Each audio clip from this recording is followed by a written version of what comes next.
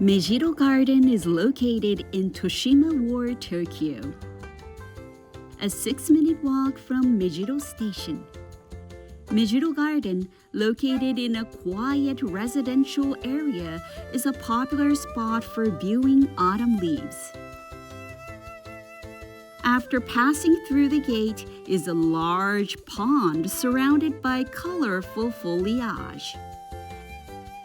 From the hill on the west side of the pond, you can enjoy a panoramic view of the garden.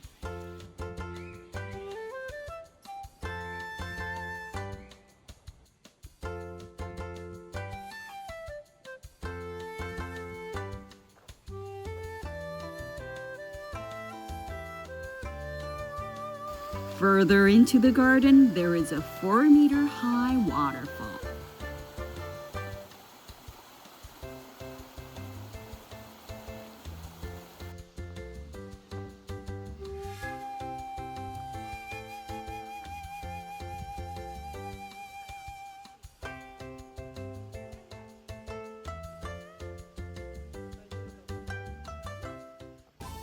Don't miss the next episode.